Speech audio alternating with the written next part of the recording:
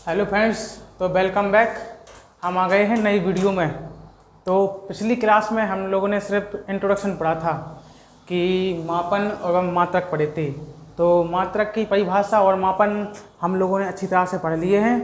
आप जाकर पिछली वीडियो देख सकते हैं।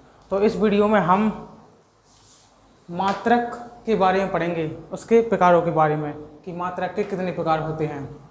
तो सबसे पहले तो आपको याद दिला दें मात्रक के बारे में थोड़ा। किसी भी भौतिक राशि को मात्रक की परिभाषा, यानी हमारे पास कोई भी एक भौतिक राशि है, उसको मापने के लिए जिस चीज़ का हम उपयोग करते हैं उसको हम मात्रक कहते हैं। जैसे हमारे पास मान लो कोई एक वस्तु है जिसमें कुछ ना कुछ द्रव्यमान है, तो इसे मापने के लिए हम मात्रक का उपयोग करते हैं। कोई भी किलोग्राम ऐसे भाई, तो जैसे कोई पत्थर है तो उसको हम किससे नापते हैं? किलोग्राम से। तो यह कहलाता है उसका मात्रक। मात्रक दो प्रकार के होते हैं। पहला मूल मात्रक, दूसरा व्युत्पन्न मात्रक। यहाँ मूल शब्द आपने सुना हो। मूल शब्द, मूल मतलब एक परमानेंट तंत्र, खुद का। मूल नियम सुने हो आपने, मूल बिंदु सुने हो, तो ये वही हैं। जैसा मूल बिंदु नहीं रहता है कि अपनी जगह पे एक स्थायी मूल बिंदु बिल्कुल स्वतंत्र, जैसा मूल नियम के एक परमानेंट नियम, वैसे ही मूल मात्रक होते हैं। तो मूल मात्रक की परिभाषा, वह मात्रक जो अन्य किसी भी मात्रक पर निर्भर नहीं करता, अर्थात जिसे किसी भी भौतिक राशि के मात्रक में नहीं बदला जा सकता है, मूल मात्रक कहलाते हैं। तो मूल मात्रक वह मात्रक हैं जो किसी भी मात्रक पर निर्भर नहीं करते, किसी भी भौतिक राशि पर निर्भर नहीं करते हैं।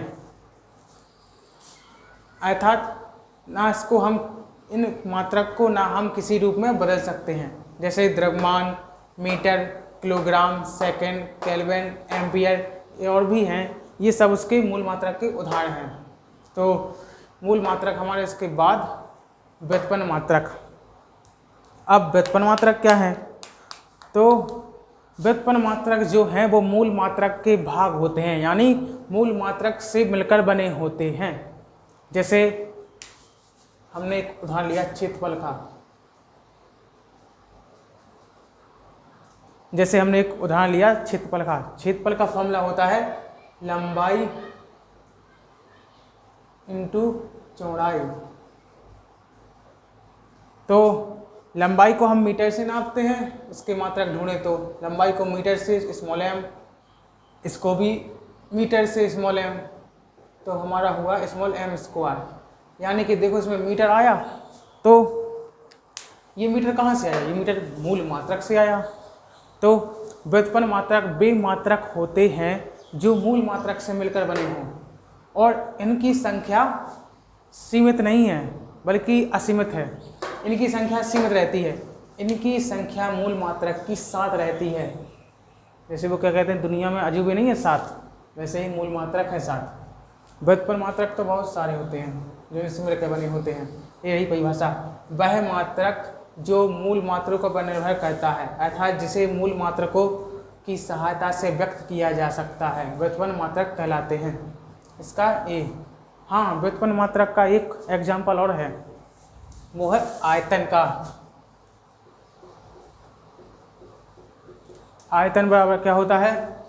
लंबाई गुणे चौड़ाई गुणे ऊंचाई। यहाँ लंबाई, चौड़ाई और ऊंचाई तीनों को हम L से दर्शाते हैं, क्योंकि लंबाई को भी L से नापते हैं, चौड़ाई को भी L से नापते हैं, ऊंचाई को भी L से नापते हैं, चाहे वह दूरी हो, सबको L से दर्शाते हैं। तो सबका मात्रक क्या होता है? Metre, metre, metre. इन तीनों का मात्रक मीटर होता है, और ये मीटर क्यूब, ये होता है आयतन का फॉर्मूला। तो ये इसके मात्रक कहलाते हैं। हर एक भौतिक राशि के आपको सबके मात्रक मिलेंगे आगे, और व्युत्पन्न मात्रक बहुत सारे होते हैं। तो ये हमारा टॉपिक हो गया आज के लिए। इसके बाद हम इसके बाद मूल मात्रकों के बारे में पढ़ेंगे। ये तो अब सीमित थे। हाँ, ये सब खत्म। इसके बाद हम मूल मात्रक पढ़ेंगे जो हमने 7 बताए हैं ना, इसके बाद कि कौन कौन मूल मात्रक है। तो ये तो देखो ज़रूरी है, आगे टॉपिक में ये सब मूल मात्रक, व्युत्पन्न मात्रक सब मिलेंगे धीरे धीरे। हर एक भौतिक राशि के पीछे सबका मात्रक होगा और व्युत्पन्न मात्रक तो हमको मिलते ही रहेंगे फिजिक्स में। तो इसके बाद इसको मिटा दूँ। हाँ, इसके बाद है SI पद्धति में मात्रक।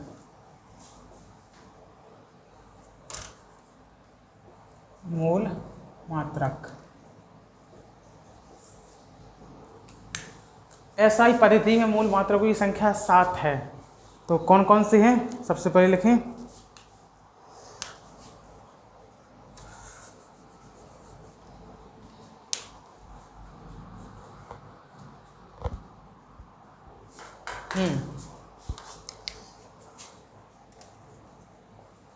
मूल राशि,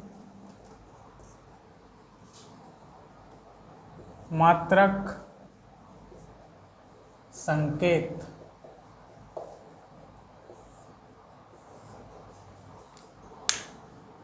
इसमें लिखना है मूल राशि का नाम, इसमें लिखना है उसकी मात्रक, इसमें लिखना है उन मात्रकों का संकेत कि उसको किससे दर्शाते हैं। तो सबसे पहले है द्रव्यमान। द्रव्यमान का मात्रक क्या होता है? किलोग्राम। किलोग्राम। इसको केजी से दर्शाते हैं, जहाँ कहीं भी इसका लिखा हो ये, तो ये किलोग्राम होता है। इसके बाद है समय। समय को तो आपका पता होगा किससे नापते हैं, हमेशा समय को सेकंड से नापते हैं। सेकंड का स्मॉल s। इसके बाद तीसरा ताप। ताप को केल्विन से नापते हैं। हाँ, इसका एक ताप का एक दूसरा भी होता है, उसको सेल्सियस बोलते हैं, तो वो उसको छोड़ो, इसका मेन तो यही है। इसको कैसे। हाँ, चौथा विद्युत धारा। ये आपकी कक्षा में नया है या पिछली शायद 10 में भी था। विद्युत धारा का मात्रक एम्पियर होता है।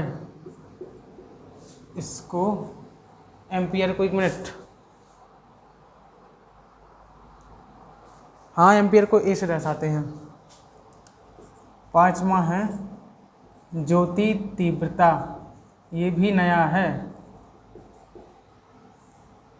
इसको कैंडेला।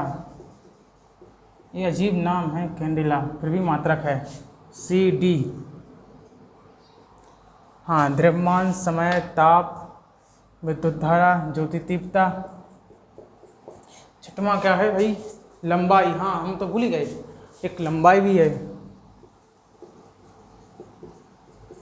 लंबाई का मात्रक होता है मीटर, इसका स्मॉल m।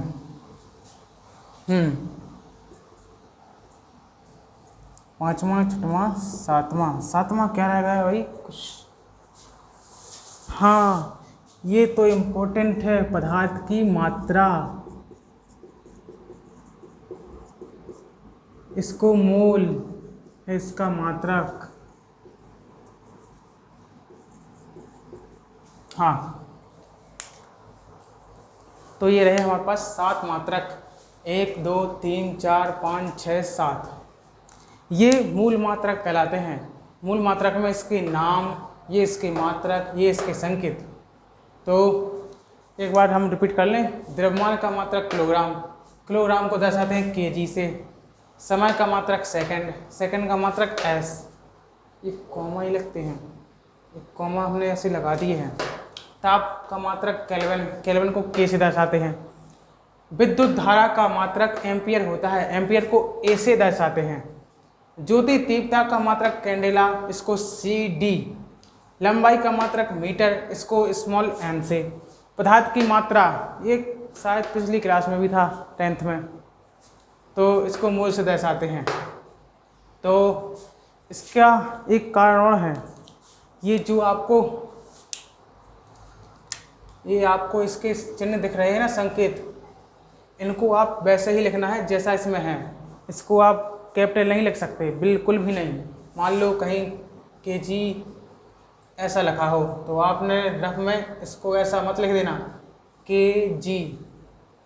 जैसे मात्रक हैं वैसे ही लिखा करो, क्योंकि इसमें परिवर्तन नहीं होते। इसके बाद हम इसके आगे की मात्रक पढ़ेंगे। इसके बाद इसके अतिरिक्त 2 मात्रक और हैं, उनको पूरक मात्रक कहते हैं। पूरक मूल राशि, पूरक मूल राशि। इसमें 2 मात्रक होते हैं। पहला कोण को रेडियन, इसका RD होता है। फिर है एक घनकोण, इसको स्टेरेडियन, STRD। ये अलग से है पूरक मात्रक। एक कोण होता है, इसका मात्रक रेडियन, इसको RD से दर्शाते हैं। फिर दूसरा होता है घनकोण, इसका मात्रक स्टेरेडियन, इसको ST-RD से दर्शाते हैं। ये हमारे अतिरिक्त में है। हाँ, इसके बाद हम व्युत्पन्न मात्रक और मूल मात्रक में अंतर पढ़ेंगे। तो इसके बाद हम व्युत्पन्न मात्रक और मूल मात्रक में अंतर।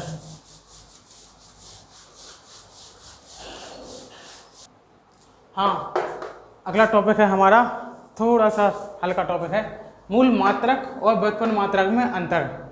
तो ये जितने भी अभी करवा रहे हैं ये बेस वाले हैं, ओनली बेसिक। अभी इसके बाद जो व्यंजक मिलेंगे हमको करने के लिए वो हम इसके आगे करेंगे। तो सबसे पहले हम छोटे छोटे क्वेश्चन कर लें, और हाँ, इनको आप नोट जरूर करते जाना, क्योंकि ये छोटे छोटे क्वेश्चन हैं। ठीक, ये देखो यहाँ मूल मात्रक जो होते हैं वो स्वतंत्र होते हैं, यानी अपने आप में स्वतंत्र होते हैं, उन्हें किसी की ज़रूरत भी नहीं रहती। लेकिन व्युत्पन्न मात्रक स्वतंत्र नहीं रहते, वो यानी मूली मात्रक से बने होते हैं। इन्हें स्वतंत्र रूप से परिभाषित किया जा सकता है। हाँ, मूल मात्रकों को स्वतंत्र रूप से परिभाषित किया जा सकता है, लेकिन इनको हम मूल मात्रकों से परिभाषित करते हैं उनकी सहायता से। अगला है SI पद्धति में मूल मात्रकों की संख्या 7 होती है, और इनमें मूल मात्रकों की संख्या व्युत्पन्न मात्रकों में इनकी मूल मात्रकों की संख्या असीमित होती है, यानी इसकी कोई भी गिनती नहीं है। तो आज की वीडियो में बस इतना ही। कल की वीडियो में हम इसके आगे के टॉपिक पढ़ेंगे। ठीक, थैंक यू।